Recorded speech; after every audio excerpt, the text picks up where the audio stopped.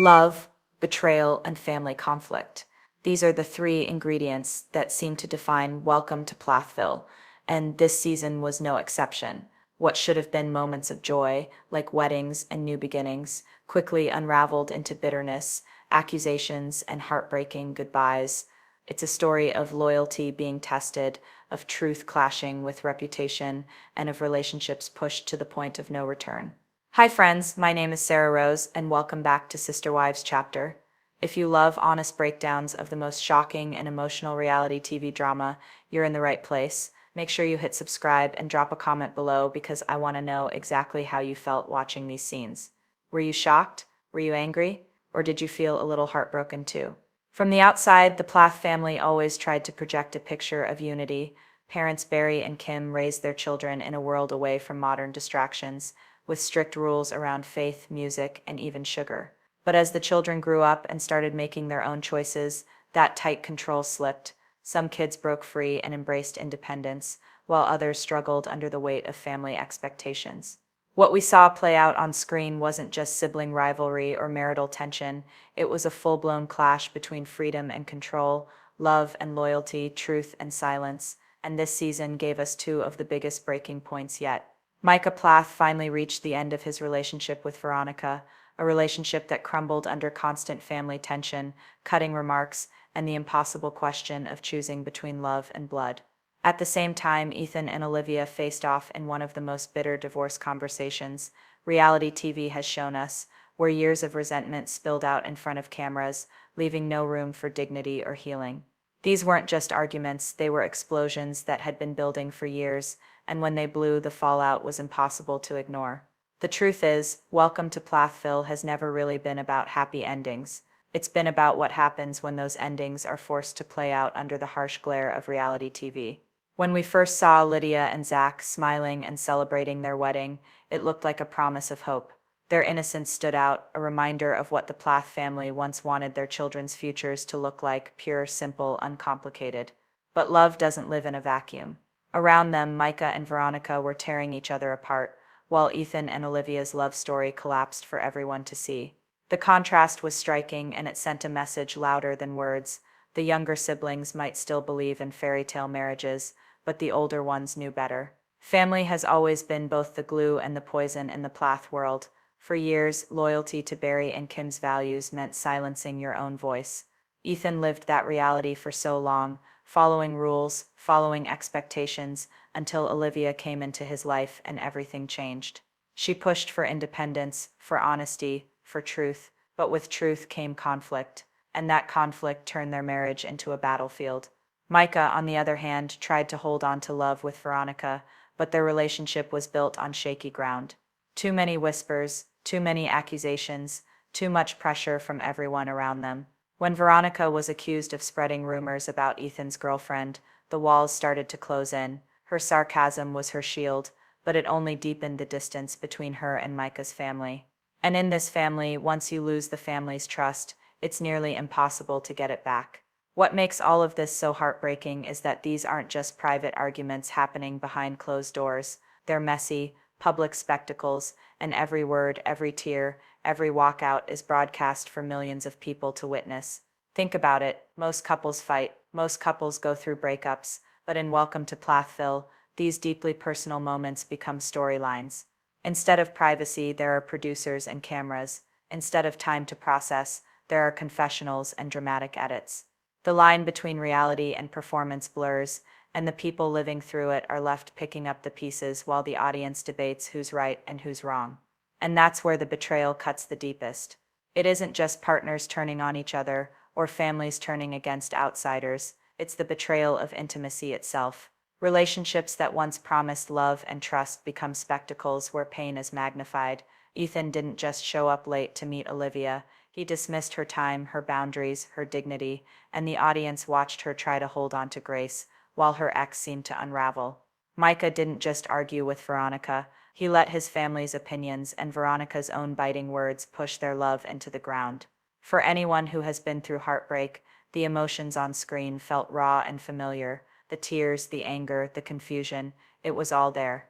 But for these Plath siblings, the stakes were higher because loyalty wasn't just about one partner, It was about the family's name, the family's reputation, and the weight of years of strict control that shaped every choice they made. And here's the question that lingers after watching these episodes: when love collides with loyalty, who do you choose?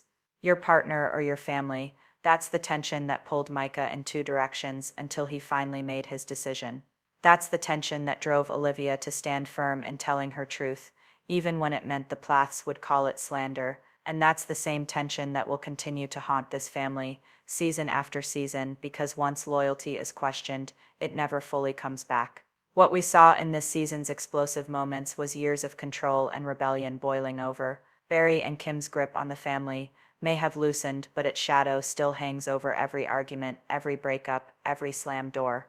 The kids may be adults now, but the fight between obedience and independence hasn't ended. It's just shifted into their marriages and relationships. It's why Lydia and Zach's sweet smiles felt almost out of place, like a relic of the past. Their innocence stood as a mirror to the chaos unfolding around them.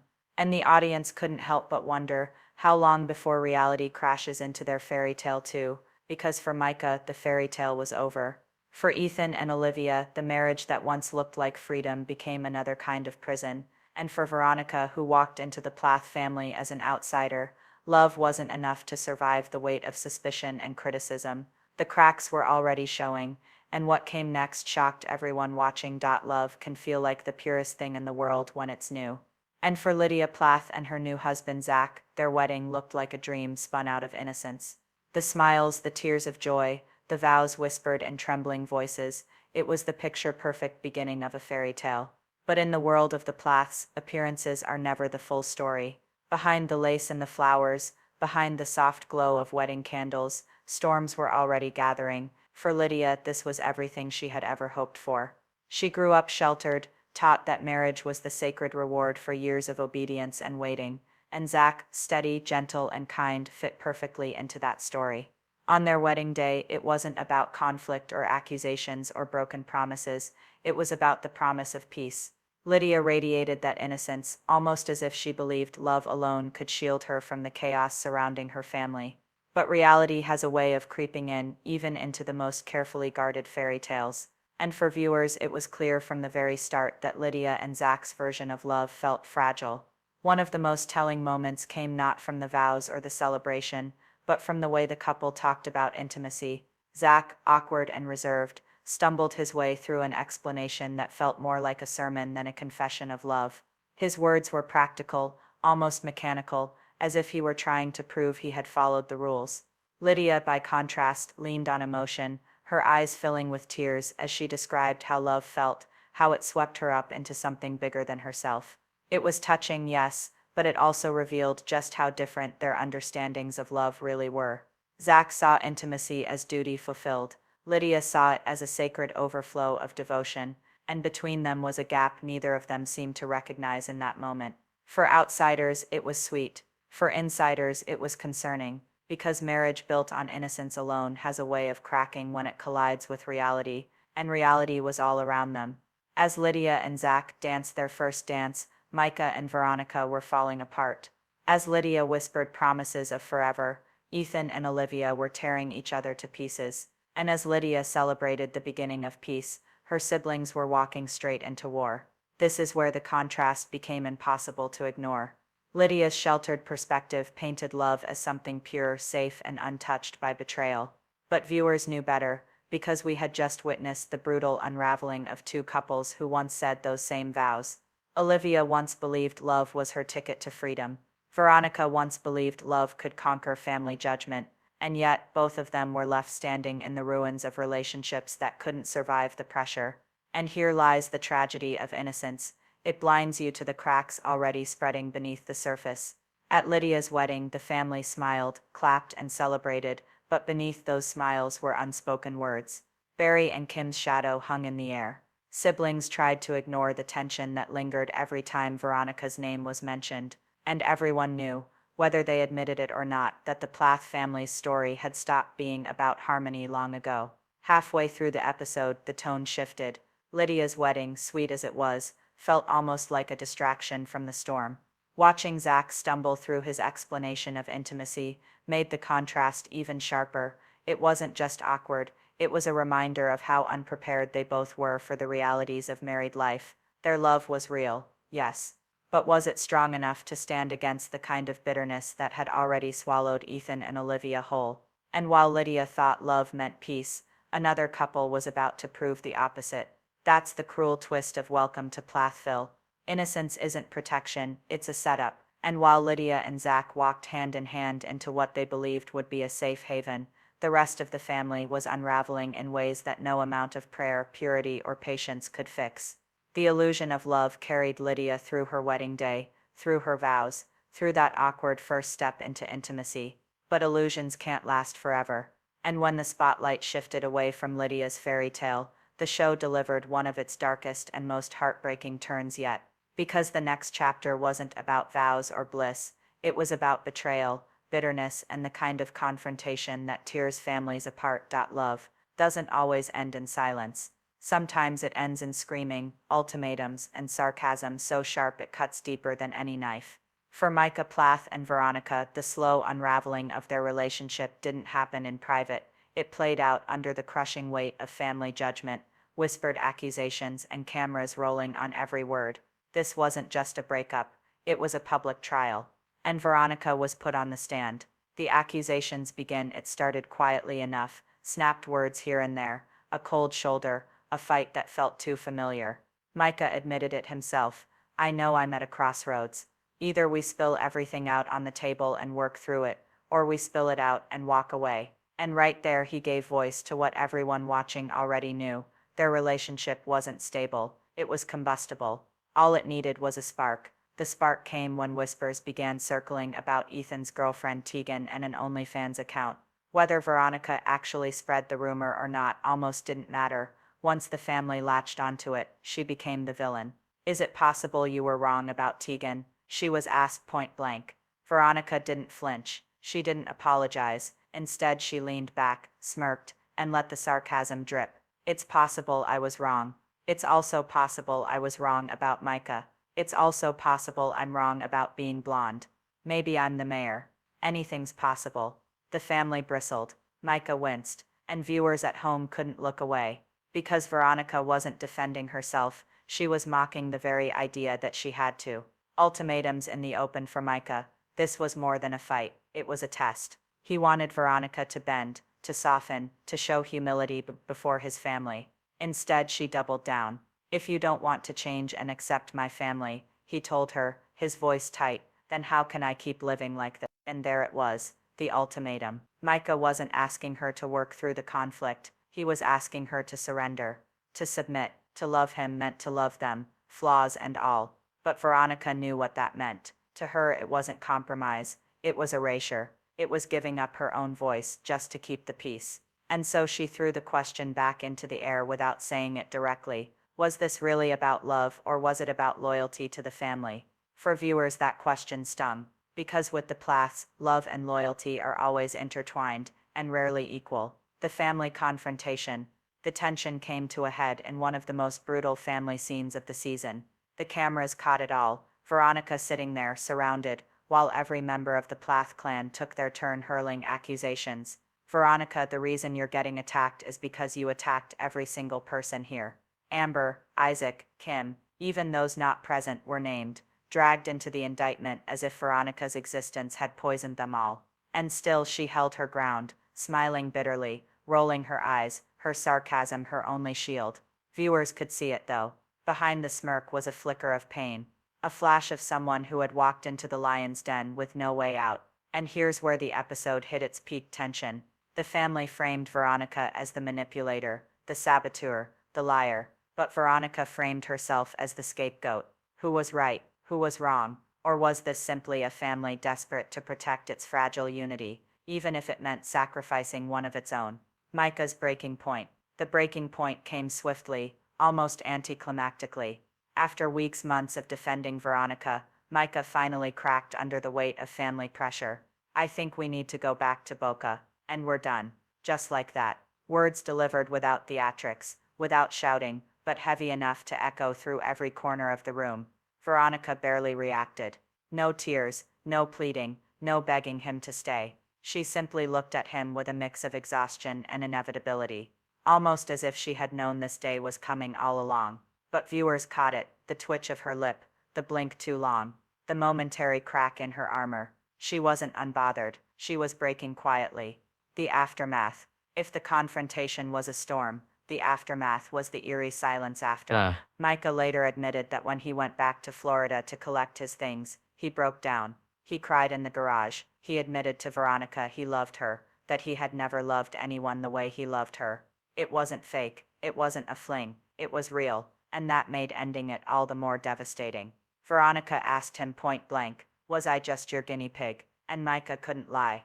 He told her no, it was real, every second of it. But real or not, it wasn't enough. And here lies the paradox of the Plath family. Love is never enough when the weight of loyalty is crushing down on it. Veronica's isolation, what remained of Veronica after the breakup, was silence. She packed up her things. She moved on in geography, but not in spirit. To the family she was the villain, the saboteur, the one who attacked everyone. But to viewers, she became something else entirely, the isolated outsider, pushed to the edge, until she either burned out or burned herself. In her confessionals, there was a flicker of something darker. She admitted maybe she did sabotage things, maybe she had pushed the final domino herself.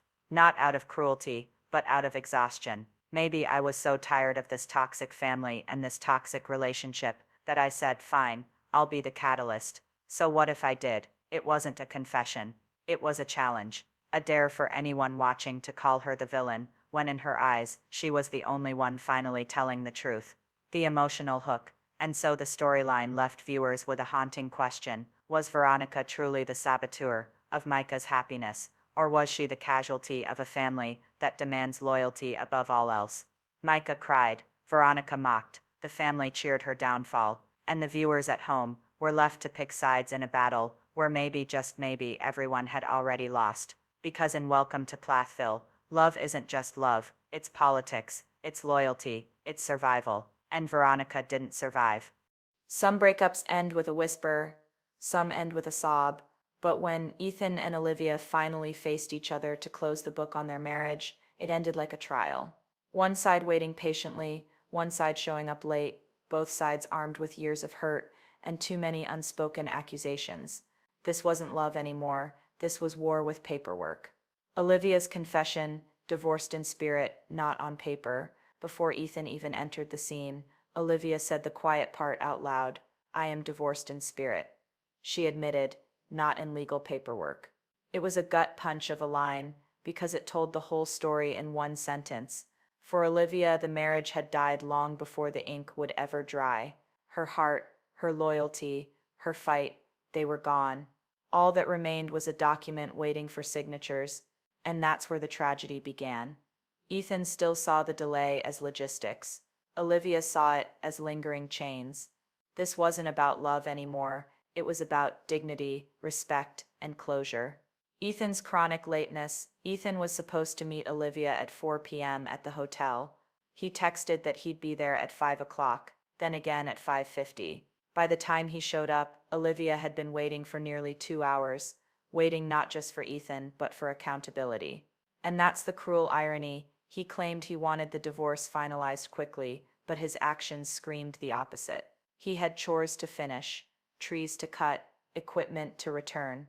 To him, those excuses were practical. To her, they were proof. Proof that he had always put everything else, his farm, his family, his comfort, above her. And here's where the tension twisted like a knife. Was Ethan protecting his family or hiding behind them? Olivia's calm push for closure. When Ethan finally arrived, his mood was sour. The late entrance, the crossed arms, the clipped tone, it all said the same thing. He wasn't here to heal, he was here to get it over with. Olivia, in contrast, tried to keep her composure. She didn't lash out, she didn't scream. Instead, she voiced what so many viewers felt. I would like this to be done. I would like this wrapped up so we could both move on.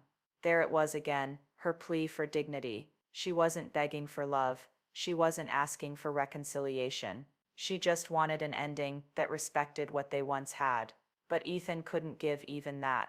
The slander debate, the turning point came when Ethan brought up what had been festering underneath all along, Olivia's public comments about him and his family. It's slander, he accused. Olivia didn't hesitate. Me talking about my life and my experiences is not slander. Her words cut through like a blade. She wasn't gossiping, she argued. She was telling the truth about her reality. And if the truth hurt, maybe it was because the family didn't want it exposed. Ethan snapped back, insisting that her words were false, damaging, unfair. But Olivia stood firm. If people want to be talked about more warmly, they should have treated others better.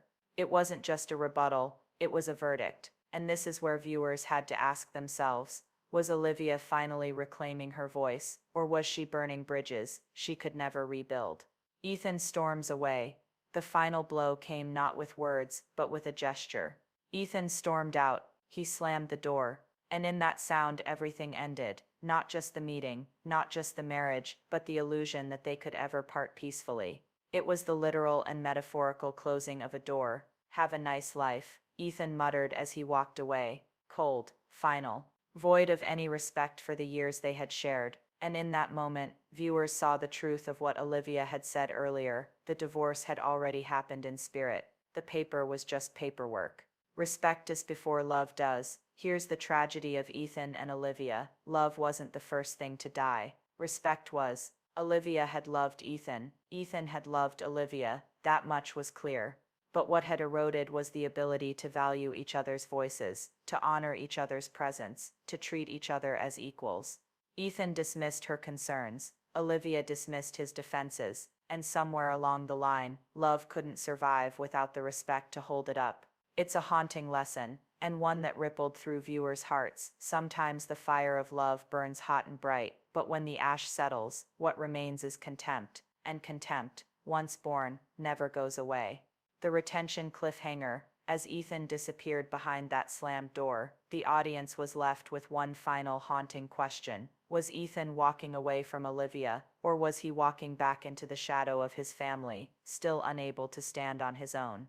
Because in Welcome to Plathville, divorces aren't just about two people splitting apart, they're about which side of the family line you stand on when the dust settles. And for Ethan, that choice may have been made long before Olivia ever signed the papers. There's one thread that ties almost every heartbreak in the Plath family together, and it isn't love, it's reputation. Over and over again, we've seen the family image held up like a golden shield, while individual feelings get pushed aside, ignored, or outright silenced. And that's the tragic irony of Welcome to Plathville. In a family that preaches togetherness, image always comes first, even if it leaves their own children bleeding in the shadows. Think back to Veronica. Her clashes with Micah weren't only about rumors or accusations, they were loyalty tests. When Micah pressed her about what she said, when the family swarmed around her with suspicion, it wasn't about finding truth, it was about protecting the Plath image. She became an outsider in the middle of the circle, fighting for her own voice, while being drowned out by sarcasm, accusation, and judgment.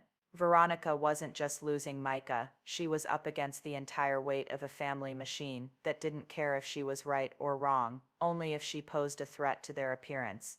Then there's Olivia. From the moment she married Ethan, she was told in one way or another that her truth was too messy, too raw, too dangerous. Her complaints weren't framed as cries for help, they were labeled slander. When she tried to share her story, she was told she was hurting the family's reputation. When she asked for boundaries, she was accused of pulling Ethan away from his roots. Her independence was seen not as courage, but as betrayal. Olivia's entire marriage became a tug-of-war between protecting herself and being forced to uphold an image she never believed in. And Micah, his heartbreak with Veronica, put him in a position where loyalty was tested more than love was considered. Did he trust Veronica, the woman he was with, or did he protect the family name? In the end, the pressure was too much, and Micah folded. His decision to walk away from Veronica wasn't only about what she did or didn't say, it was about the overwhelming expectation that when faced with a choice, loyalty to the Plath reputation wins every single time.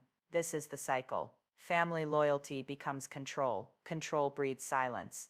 Silence pushes people either into rebellion or into isolation. Veronica tried to fight back with biting sarcasm, but it left her alone. Olivia chose rebellion, demanding her own narrative, and it cost her marriage. Micah chose loyalty, and in doing so, he lost someone he loved. Every path leads to loss, and the cameras catch all of it. That's what makes the spectacle so devastating. These private implosions, these humiliations that would normally play out behind closed doors, get magnified into public entertainment.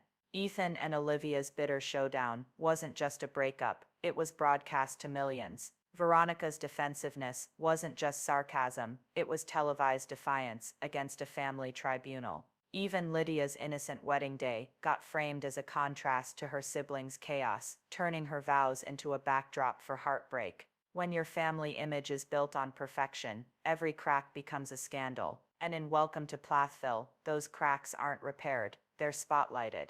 The humiliation isn't just personal, it's communal. It's amplified by editing, by public commentary, by fans dissecting every tear and every word. And that's where the real cruelty lies, because what should have been moments of healing turn into weapons. A delay in signing divorce papers becomes proof of disrespect. A sarcastic comment becomes evidence of betrayal. A wedding vow becomes a setup for failure. If family is supposed to protect you, why does this one keep tearing its own apart? The answer is reputation, control, a desperate need to preserve a carefully polished image, even if it means crushing the voices of the very people who make up the family. And in the end, those who try to tell their truth, Veronica, Olivia, even Micah in his quieter moments, become casualties in a war they never asked to fight. By the time the credits roll, you're left asking yourself if this family even remembers what protection looks like, or if the only thing worth protecting is the mask they wear in public. And the scariest part, every time a mask slips, the family doesn't soften, it hardens, which means the next round of heartbreak might be even more brutal than the last. The dust settles, but the fallout lingers like smoke after a house fire. The Plath family, once presented as a pillar of purity and unity, now looks like a battlefield where love and loyalty have been weaponized.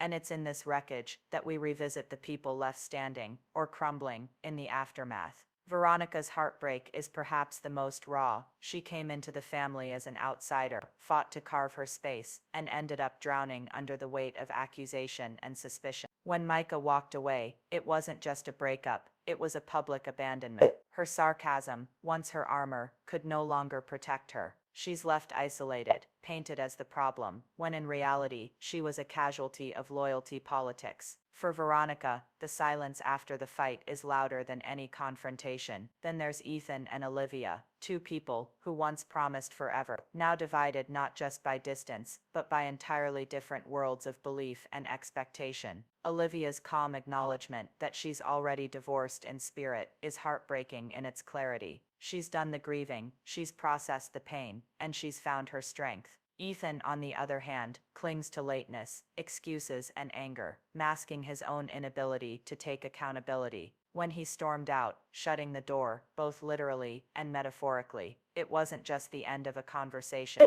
it was the end of an era. And yet, Olivia's quiet strength makes her exit feel less like loss and more like liberation. In sharp contrast, Lydia stands glowing in her wedding dress, blissfully unaware of the chaos her siblings are drowning in. She believes love is simple, pure, and eternal. Her vows are heartfelt, her smiles genuine.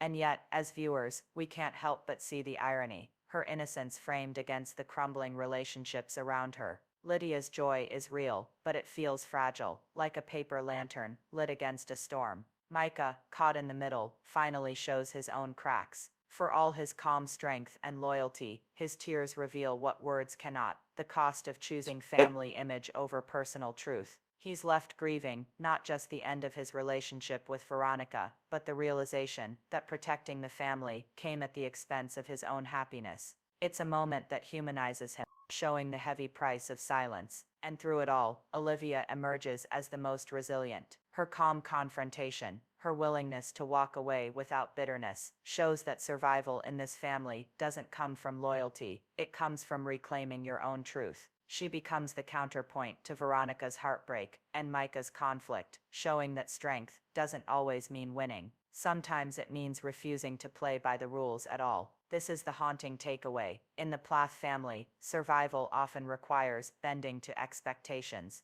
but living, really living, requires breaking free from them.